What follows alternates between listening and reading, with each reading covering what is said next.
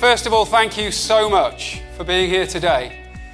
There's no point in me telling you anything if you don't do something about it, would you agree? And after today, you are going to be the dreamers of dreams. Your imagination is a preview of life's coming attractions. Now, I promise you 150%, whatever you want, it's on its way. So, I've got to share with you my philosophy. This is really important. That everybody, including the mega successful people, are petrified of success. When you went to school, we talked about it earlier, you went into school and we were little kids and, you smiled at all the kids and they smiled back at you and you smiled at the teacher. And the teacher might have smiled back at you. And you did drawing and you had pencils and it was like you're learning all this stuff. But at one point or other, they had to give you a test, didn't they? Now, I think everybody in this room at some point in one of those tests got 10 out of 10.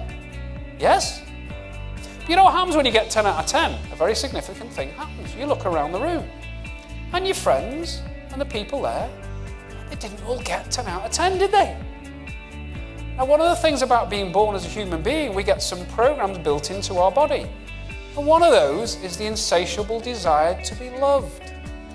So when you're sitting in the classroom and you've got a few friends, 3 or 4 maybe, or more, and you got 10 out of 10 and they didn't, you thought, ooh, if I keep getting 10 out of 10, they won't like me anymore. Now some of you might say to me, that's nonsense, Howard, I always got 10 out of 10. Let me tell you something. Nobody likes you.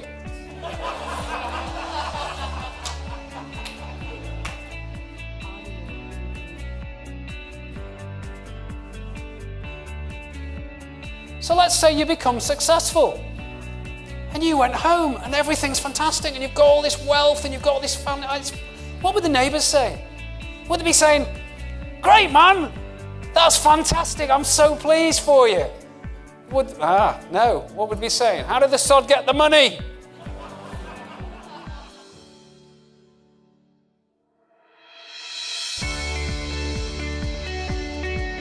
So, there's some very interesting research that was done on the brain some years ago.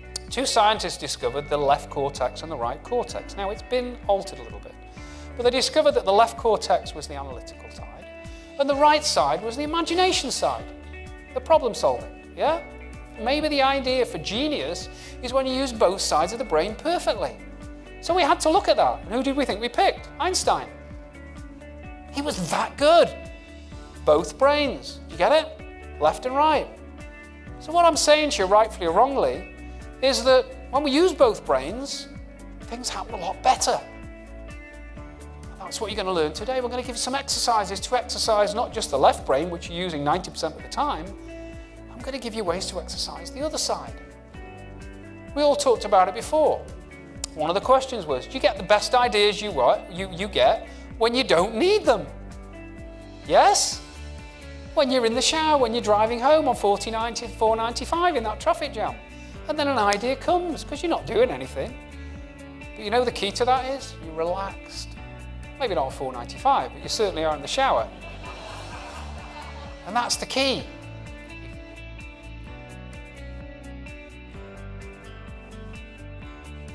When you have a dream, when you have a goal that's way out there, would you agree none of it works with your current realities or your self-esteem or your memory banks and your luggage of life and everything you hold dear? None of it coincides with the dream.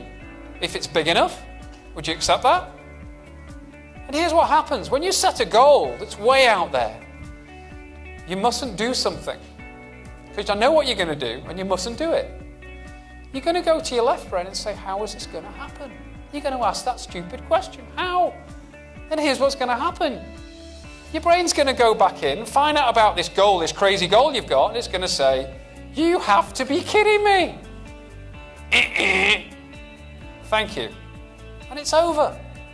Do you understand that? Your brain, your subconscious, not your conscious mind, your subconscious.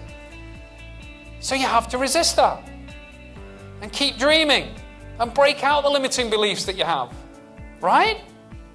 This stuff works.